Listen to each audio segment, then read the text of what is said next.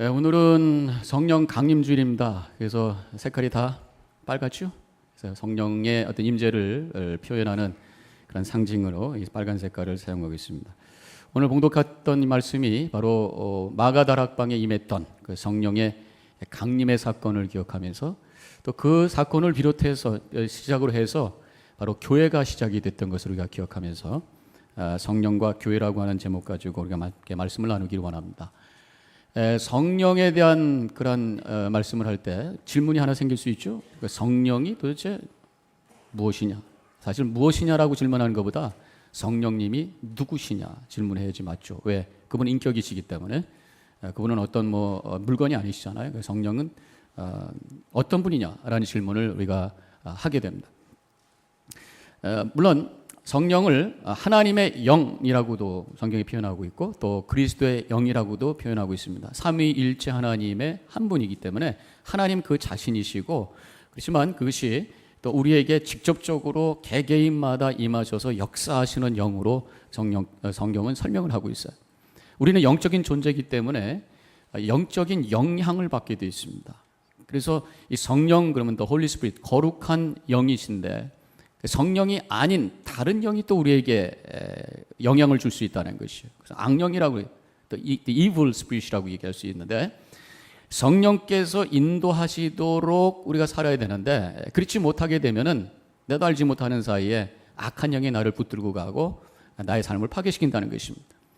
성령께서 우리를 끌고 가는 방향은 생명이에요. 그래서 믿음을 갖게 하고 믿음을 지키게 하고 그리고 내 안에서 거룩을 이루어가게 하고 말씀대로 살도록 하고 하는 그 영이 성령이시고, 악한 영은 방향이 죽음이.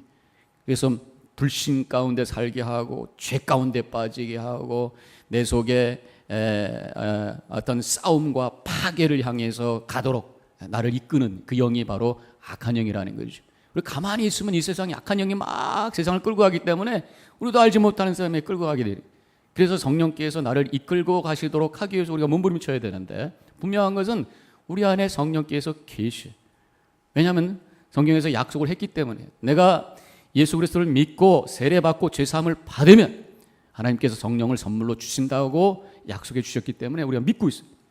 근데 문제는 성령이 그저 내주하고 계신 분이 있고 성령이 나를 이끄심을 받는 삶을 사는 사람이 있어요. 성령의 내주와 성령 충만이다 이렇게 구별하잖아요. 그래서 우리의 삶이 성령께서 이끄시는 대로 지배하시는 대로 따라가는 이 성령 충만의 삶을 살아야 거기서 생명의 역사가 일어나는 줄로 믿으시기를 바랍니다.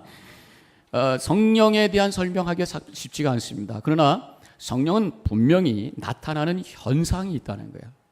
체험될 수 있는 분이고 우리 삶 속에 뭔가 열매로 맺어지고 그래서 보여지는 현상이 있다는 것입니다. 요한복음 3장 8절에 바람이 임의로 불면 내가 그 소리를 들어도 어디서 와서 어디로 가는지 알지 못하나니 성령으로 난 사람은 그러하니라 그랬어요. 바람 눈에 보이지 않습니다. 그러나 바람이 불면은 흔들리게 되어 있어요. 물론 바람이 살살 불면은 나뭇가지가 안 흔들리죠. 바람이 세게 불면 전체 나무가 확 움직이는.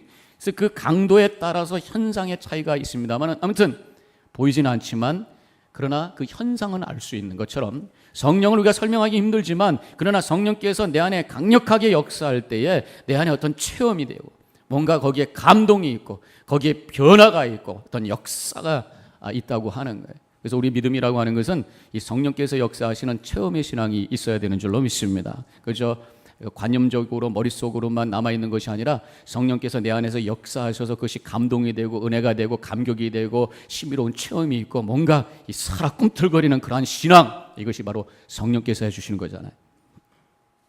그래서 이 본문에 보면은 13절에 이런 예수 지금 막 성령께서 역사하셔서 막 여러 가지 신비로운 역사가 일어나는데 그것을 조롱하는 사람들이 있었어요.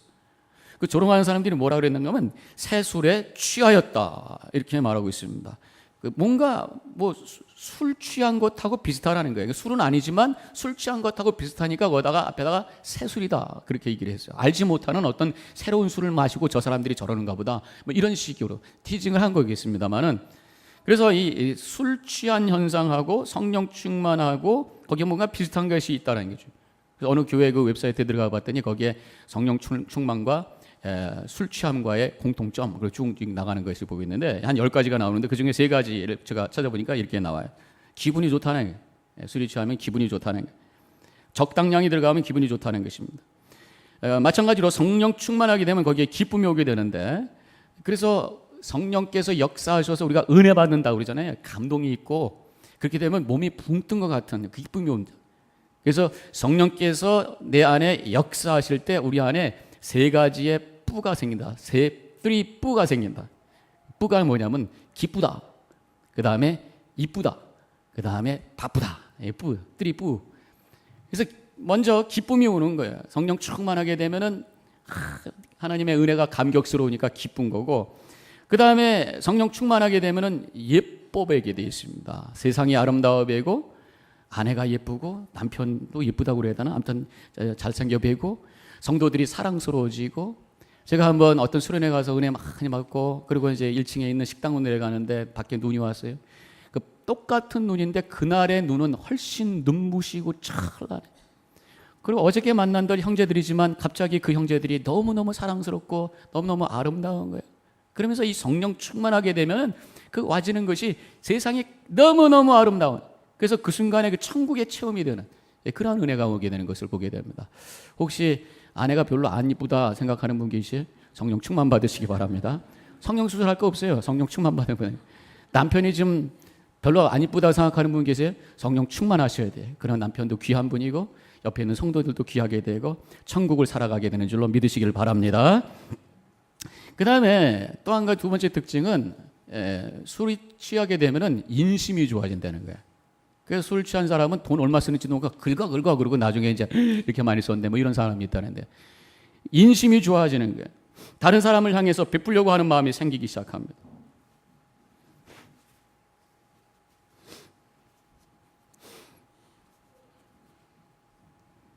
아까 이러다가 코피가 났었거든요. 그래서 제가 살살.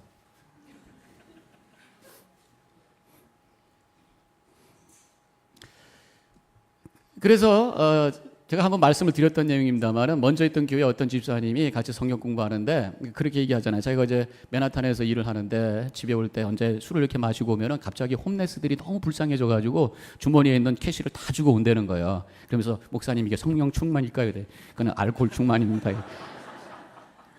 그냥 기마에 쓰는 거예요. 기분에 마음이 열려진단 말이에요. 근데 성령이 충만해지면 그것은 뭐 그냥 기마이가 아니라 마음이 열려지고, 그래서 어려운 사람들을 향해서 물질을 나누고 하나님을 향해서 예물 드리는 것이 아깝지 않고, 성령 충만하지 않게 되면요 인색해지는 거예요. 하나님께 내는 것도 벌벌 떨면서 이거 아까운데 이게 어디 해야 될까 말까, 아침에 헌금 넣으면서 이 성령 충만하지 않아서 그런 거예요. 다른 사람에서 구제하는데 이거 가지고 뭐 할 수 있어. 그러나 성령 충만하게 되면 하나님께 드리는데 기쁘고 다른 사람 섬기는데 기쁘고 마음이 넓어지는 놀라운 축복이 임하게 되는 줄로 믿으시길 바랍니다. 또 성령 충만하게 되면은 말이 많아지잖아요. 말도 많아지고 노래도 잘한다 그래. 예? 그래서 보통 때 이렇게 얌전했던 분이 한 잔 딱 걸치면 그 다음부터 얘기를 하기 시작하는데, 물론 얘기는 횡설수설이죠. 그냥 막 이 소리 저 소리 헛소리 막 하는데, 성령 충만하게 되면은 말을 많이 하게 되는데 그 소리는 헛소리가 아니라 진리의 소리를 하게 되고 간증을 하게 되고 말씀에 대한 메시지를 하게 되고 복음을 전하는 그런 입술이 열리게 되는 줄로 믿습니다. 노래를 하기 시작하는데, 제가 고등학교 때 과외를 했는데 그 과외 그 형님이 사는 집이 시장 바로 옆에 있었어요. 바로 그 집 옆에 가면 맨 그 막걸리 집이 많았던 거예요. 근데 막걸리들 잡수면 노래를 하는데 꼭 젓가락을 두들기면서 한단 말이에요. 근데 젓가락을 두드리면서 하는 노래가 잘 맞아요. 바로 뽕짝이 젓가락 리듬하고 잘 맞는 거예요. 술 마시면 뽕짝하고 그냥 세상 노래하지만 성령께서 역사하시기 시작하면 노래를 좋아하게 되는데, 무슨 노래를 좋아하겠어요? 뽕짝 좋아하지? 찬양을 좋아하게 되는 줄로 믿습니다. 성령 충만하게 되면요 찬양의 가사가 은혜가 돼요. 그래서 어디 가더라도 찬양을 드리면서 거기서 주시는 하나님의 은혜를 사모하게 되고, 찬양 부를 때 기쁨이 오게 되고 그렇게 되는 거예요. 근데 그냥 옛날 노래하고, 또 노래 부르지 말라는 얘기는 아닙니다만은 성령께서 역사하실 때 그 찬양을 우리가 기뻐할 수 있는 그런 신앙의 삶을 살아야죠. 맨날 부르는 것이 뽕짝 노래만 하고 옛날 노래만 하고 그런다면 이거는 성령 충만이 아니라 향수 충만이. 우리가 성령 충만해서 찬양, 하나님께서는 찬양 받기를 기뻐하시는데 성령 충만해서 하나님께 올려드리는 찬양의 삶을 살아가시기를 주님의 이름으로 간절히 축원합니다. 그런데 그렇다고 그래서 성경에서는 에베소서 5장 18절에서 술 취하지 말라 이는 방탕한 것이니 오직 성령의 충만을 받으라. 여기서 비교를 또 하죠. 그렇지만 술, 알코올 충만해서 살면 안 된다. 이것은 그 순간에 즐거운지 모르지만 결국 자기의 삶을 파괴하고 건강을 파괴하고 영을 파괴하는 술 문화에 빠지게 되면 거기에 죄된 문화가 오게 되고 방탕하게 되니까 술에 취해 즐거울 것이 아니라 성령 충만해서 술이 주는 기쁨과 그보다 더 깊고 더 영원하고 더 아름다운 삶을 살거라 주시는 말씀 붙들고 성령 충만의 삶을 살아가시기를 주님의 이름으로 간절히 축원합니다. 그런데 이 성령께서 하시는 일은 어떻게 하는 건가? 기쁘고 또 마음이 후해지고 모든 것이 아름다워지고 말도 많아지고, 그런데 궁극적으로 성령께서 우리의 영을 향해서 하시는 일이 있어요.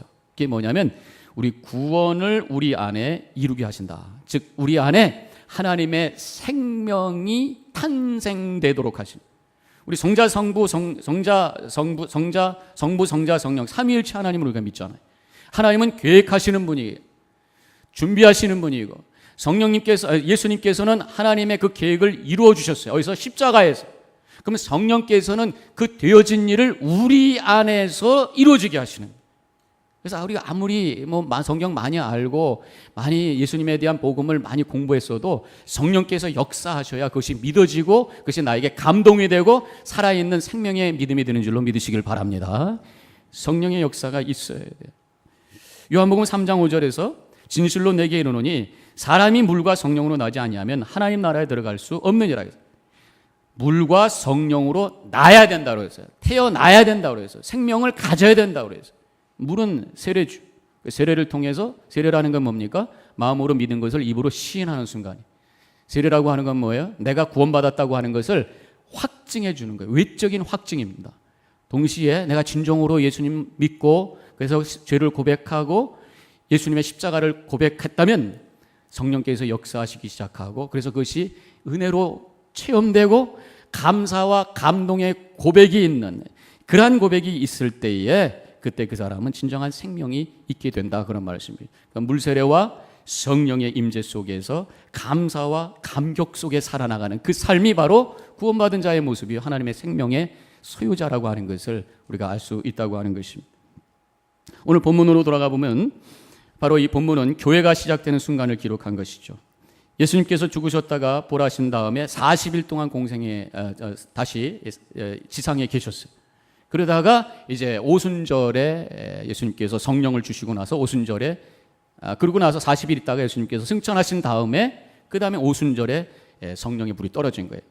자, 예수님 부활하실 때는 6월절입니다. 그리고 오순절 사이는 며칠이에요? 50일입니다. 50일. 오순절이라고 하는 것이 바로 6월절 다음 50일절을 오순절이라고 그러니까. 근데 예수님께서 6월절에 죽으시고 부활하신 다음에 40일 계시다가 떠나셨으니까 이제 예수님을 따라다녔던 제자들 120명이 마가다락방에서 거기서 함께 모였던 것이 며칠이겠어요? 50일에서 40일 빼면 열흘 동안 거기서 함께 지내면서 서로 교제하고 서로 기도하고, 그래서 성령을 기다리고 있었다는 것입니다. 왜냐하면 예수님께서 사도행전 1장 4절에서 예루살렘을 떠나지 말고 내게서 들은 바 아버지께서 약속하신 것을 기다리라, 약속하신 그 성령을 기다리라 그랬어요. 이 기다린다고 하는 것은 가만히 앉아서 언제 오나 그러고 누워있는 게 아니었어요. 바로 기도하는 것이 기다리는 것인 줄로 믿습니다. 우리가 기다리는 거 많죠? 여러분들 하나님의 약속 붙들고 기다리는 거 많죠? 하나님의 은혜를 기다리고 회복을 기다리고 육신의 건강을 기다리고 문제 해결을 기다리고 하나님의 은혜를 기다리고 복을 기다리고 성령을 기다리는데, 기다린다고 하는 것이 그냥 언젠가 주시겠지 그러고 그냥 사는 것이 아니라 그 약속을 붙들고 간절히 기도하는, 그 기도하는 것이 거룩한 기다림이라고 하는 것을 믿으시기를 바랍니다. 그렇게 기도할 때 결국 하나님께서 오순절날 성령을 강하게 주셨어요. 그래서 성령을 체험하게 되고 그때부터 교회가 시작이 된 거예요. 그래서 성령께서 하시는 두 번째 일은 바로 교회를 세워주시는 거예요. 첫 번째는 우리 개개인에게 구원의 체험을 하게 하고 구원을 이루게 해주시고, 더 나아가서 그런 사람들을 모이게 해주셔서 교회를 세워주시는 그 일을 하시는 분이 바로 성령님이시라는 거예요. 성령께서 역사하신 다음에 마가다락방에서 역사하신 다음에 베드로가 복음을 증거하기 시작합니다. 지금 방언으로 증거하기 시작합니다. 사람들이 믿습니다. 내가 어찌하올까 하면서 사람들이 통회하는 역사가 일어나면서 3,000명, 5,000명 많은 사람들이 교회로 오기 시작하고 그러면서 놀라운 역사가 일어났던 것을 보게 돼요. 바로 성령께서 임하셔야 교회가 세워집니다. 근데 성령께서 임하실 때 일어나는 일이 뭐냐? 바로 회개의 역사. 회개의 역사라는 게 뭐예요? 내가 죄인인 것을 고백할 때 십자가가 보이고 그래서 십자가를 결국 붙들게 하게 하시고 그래서 결국 구원받게 하는 역사가 회개로부터 시작이 돼요. 그래서 교회 안에는 이 성령의 역사가 있어야 되고 교회 안에는 이 회심의 역사가 있어야 되고 교회 안에는 복음을 믿는 그런 고백들이 있어야 되고 이것이 많은 사람들을 향해서 나아가 다른 사람 죽어가는 그 영혼들을 건지는 그런 역사로 이어져요. 바로 그것이 교회예요. 한국에 1907년에 평양에서 있었던 그런 그 부흥의 역사가 있습니다. 여러분들 많이 들으셨죠? 장대현 교회, 길선주, 장로님이라고도 하고 목사님이라고도 하는데 다 맞아요. 장로님이셨는데 나중에 목사님이 되셨으니까. 그래서 1907년에 이 장대현 교회 길선주 장로님이 뜨거운 불을 체험합니다. 성령을 체험하면서 그가 회심을 하게 돼요. 회개하기 시작하면서 갑자기 강렬하게 말씀 증거하고 싶은 마음이 생겨서 나가서 복음을 전하기 시작하고 그러면서 이분이 신학교 간 다음에 목사님이 되셔서 부흥사가 되셔서 막 돌아다니면서 제가 기록을 잠깐 봤습니다만 300만 명 이상의 사람들에게 죽을 때까지 말씀을 전하시고 그래서 그분을 통해서 60교회가 만들어지기 시작하고 예수 믿는 사람들이 엄청 많아요. 그 당시에 크리스찬이 3만 명밖에 없었어요. 그럼에도 불구하고 그가 얼마나 많이 돌아다니면서 말씀을 선포했는지 몰라요. 그런데 그 장대현 교회의 부흥의 운동이 일어나기 몇 년 전에 이미 원산에서 부흥의 역사가 시작이 됐다는 거예요. 이 원산에 하디 선교사라는 분이 계셨습니다. 이 하디 선교사는 캐나다에서 오신 분이고 감리교에서 파송하신 선교사였어요. 우리 감리교에서. 근데 캐나다 분이었다고 그래요. 근데 그분은 의사셨는데 아주 똑똑하시고 능력도 있으시고 그 3년 동안 열심히 선교 사역을 했는데 열매가 없는 거예요. 열매가. 너무너무 힘들고 좌절하다가 내가 도대체 뭐가 잘못됐는가 하나님 앞에 자신을 펼쳐보기 시작합니다. 그러면서 자신 안에 있는 교만함을 보게, 내가 좀 배웠다고 내가 갖고 있는 지식 가지고 좀 해보려고 그랬고 내가 좀 배웠다고 내가 또 서양인이냐고 이 한국 사람들을 내가 무시했다라고 하는 생각이 들면서 성경 공부를 하다 말고 거기 성경 공부 있는 사람들에게 눈물을 흘리면서 내가 죄인입니다. 내가 하나님의 부르심을 받고 왔지만 내 생각과 내 능력과 내 힘을 가지고 하려고 그랬고 조선 사람들을 무시하면서 교만함 속에 있었던 죄를 회개합니다. 통회하면서 꺽막 우는 거예요. 그때 함께 성경 공부하고 있던 진천수라고 하는 사람이 있었다고 합니다. 이 진천수라고 하는 사람은 다른 선교사님을 돕는 통역사였었어요. 그분이 갑자기 그분도 성령 충만함을 체험하면서 나도 나쁜 놈입니다. 땅을 치면서 회개를 하기 시작합니다. 우리 아내가 수년 전에 죽었는데 그 아내 죽을 때가 19살인데 철이 없어가지고 아내 죽어가는데도 돌아다니면서 술 먹고 친구들하고 놀면서 돌보지도 않았습니다. 그러다가 아내가 죽었는데 설날 죽었는데 해피를 왜 노는 날 설날 죽었느냐 그러면서 아내를 원망했던 나쁜 놈입니다. 그러면서 막 통회를 하는. 그때 옆에 있던 사람이 나도 죄인입니다. 나도 죄인입니다. 서로 통곡하면서 회심의 역사가 일어나고 그러면서 뜨거운 역사가 일어나. 이러한 그 원산에서 시작된 그러한 그 회심의 운동이 평양으로 갔게 됐고 평양에 있는 장대현 교회에서 이 길선주 장로님이 1년 전부터 새벽 제단을 쌓기 시작했어요. 그 당시에 새벽 기도가 없었던 것 같아요. 이 길선주 장로님이 그 자기 교회에서 교인들하고 함께 새벽 기도를 쌓고 있었어요. 새벽 제단을 쌓으면서 기도하고 있었는데 그 불씨가 거기에 떨어지게 되었고 이 길선주 장로님의 가슴 속에 영혼 속에 그 성령의 불이 떨어지면서 폭발적인 붕의 역사가 이 한반도를 뒤집으면서 놀라운 축복이 일어났던 이것이 바로 우리 한국 교회사에 나오는 이야기라는 거예요. 성령께서 역사하실 때 거기에 회심의 운동이 일어나게 되고 많은 죽어가는 영혼들이 살려지게 되면서 교회가 세워지고 하나님께 영광 돌리게 됨을 믿으시기를 주님의 이름으로 간절히 축원합니다. 그런데 우리가 또 질문해야 될 것이 그러면 이 성령 충만함은 어떻게 우리가 받을 수 있냐는 거예요. 우리 모두가 성령 충만해야 돼요. 다시 한번 제가 정리합니다. 여러분들 영혼 속에는 성령이 계시는 줄로 믿습니다. 왜? 믿었기 때문에. 그건 성경에 약속하셨기 때문에 여러분들이 느끼건 안 느끼건 상관없어요. 그런데 우리가 이제 지향해야 될 것은 성령 충만. 아까도 말씀드렸던 것처럼 성령께서 나를 지배하게 하시고 나를 이끄시도록 해야 되는데 그렇지 않고서는 악령에게 내 마음이 뺏긴단 말이죠. 그래서 성령 충만함을 우리가 체험하고, 그래서 성령의 어떤 현상을 체험하고 감화와 감동 속에서 어떤 능력 있는 열정 있는 신앙생활을 해야 되겠는데, 어떻게 하면은 성령 충만하겠냐는 거죠. 오늘 본문의 말씀을 통해서 깨달을 수 있는 것이 먼저 모였다는 것입니다. 역시 모여야 되는 거예요. 하나님께서 교회를 우리에게 허락해 주신 것은 함께 모이라고 있는 거예요. 함께 모였을 때에 거기서 성령께서 역사하실 수 있는 밭이 만들어졌다는 것입니다. 지금 이 마가 다락방에서 120명이 모였어요. 열흘 동안 있었어요. 그들이 모여서 같이 함께 식사하고 같이 대화하고 서로 교제하는 시간을 가졌어요. 서로 하나가 되었어요. 서로 사랑했어요. 저는 함께 서로 교제하고 사랑하는 그 자리에 하나님이 임재하시고 성령께서 역사하신다고 믿습니다. 왜? 성경이 그렇게 말씀하셨기 때문에. 요한일서 4장 12절에서 우리가 서로 사랑하면 하나님이 우리 안에 거하시고, 서로 사랑하는 그 공동체 속에 하나님이 거하신다고 그랬어요. 서로 미워하고 서로 시기하고 서로 인상 쓰고 서로 불편한 관계 속에 있으면 하나님이 임재할 수 없어요. 그랬더니 그 다음 구절이 중요합니다. 요한일서 4장 13절에서 그의 성령을 우리에게 주시고, 우리가 서로 사랑할 때에, 서로 교제할 때 하나님이 거기에 거하시면서 그의 성령을 우리에게 주셔서 우리가 그 안에 거하고 그가 우리 안에 거하시는 줄로 아느니라. 성령께서 역사하셔서 하나님이 우리 안에 계신 것을 내가 깨닫게 되고 체험한다, 그런 말씀입니다.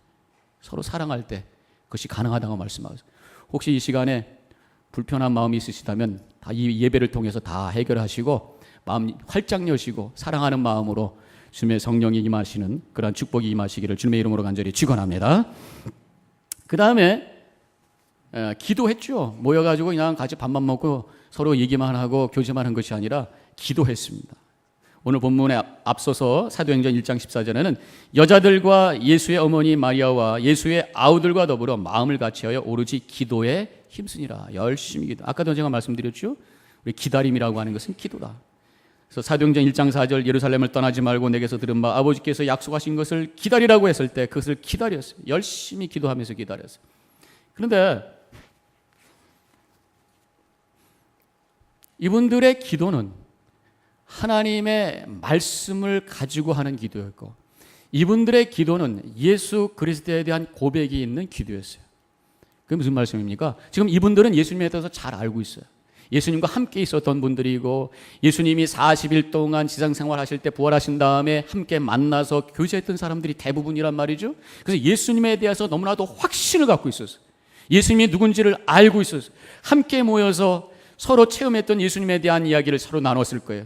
서로 들었던 예수님의 말씀을 서로 가지고 같이 나눴을 거예요. 즉 말씀을 나눴다는 것이죠. 함께 모여서 교제했지만 거기에 또 한 가지 중요한 것은 말씀을 나누었어요. 말씀을 나누었을 때 그때 성령께서 역사하죠. 그 말씀을 가지고 기도했을 때 성령께서 역사하셨다는 것입니다. 그래서 우리가 성령 충만함을 받을 수 있는 세 가지가, 영적인 환경을 만드는 세 가지가 필요한데, 한 가지는 바로 성도들과의 좋은 관계가 만들어져야 될 것이고, 또 한 가지는 하나님의 말씀을 깊이 여러분들이 깨닫고 공부하셔야 돼요. 세 번째는 열심히 기도하시는 그 속에 성령께서 역사하신다고 하는 것을 분명히 믿으시고 그런 체험이 있으시기를 주님의 이름으로 간절히 축원합니다. 우리가 성령 충만 그러면 자꾸만 어떤 부흥회를 연상해요. 어떤 영적으로 충만한 부흥사님이 오셔서 할렐루야 볼라볼라볼라 목소리 쉬고 기도합시다. 그런데 제가 왜 이 말씀을 드리냐면, 이 당시에 지금 처음으로 성령이 임할 때 마가다락방에서 부흥사님 초청해가지고 부흥 집회한 게 아니더라, 그런 얘기예요. 그냥 예수님을 사모했던 사람들 모였어요. 모여가지고 같이 교제하고 같이 말씀 나누고 같이 기도했어요. 순수하게 주님만을 바라보고 순수하게 주님께서 주실 약속을 기다리고 있었어요. 그랬더니 2절에 호련히 하늘로부터 급하고 강한 바람 같은 소리가 있어 그들 앉은 온 집에 가득했다. 사람에 의해서 만들어지는 어떤 그러한 분위기에 의해서 만들어지는 것이 성령 체험이 아니라 순수한 마음으로 성도들의 그 공동체 속에서 말씀이 나누어지고 간절히 기도하는 그 속에서 성령께서, 하나님께서 하늘에서 성령을 부어 주신다고 하는 귀한 메시지 붙드시고 사모하시기를 주님의 이름으로 간절히 축원합니다. 그래서 이 성령 충만했을 때 이제 이 결과가 어떻게 되는가? 거기에 이제 교회가 만들어지는데 바로 하나 되는 역사가 일어났다는 거예요. 4절에 보니까 다른 언어로 말하기를 시작하니라. 성령께서 왜 뜨겁게 역사하시니까 이제 방언을 하기 시작하는데, 물론 우리가 방언 기도가 있습니다. 그런데 여기서 또 말씀하는 중요한 포인트 중에 하나는 그 방언이 통했다는 거예요. 그냥 랄랄라 룰룰루 해서 이상한 소리다라고 하지 않고 어떻게 내 귀에도 들리지? 이런 거예요. 지금 8절에 보세요.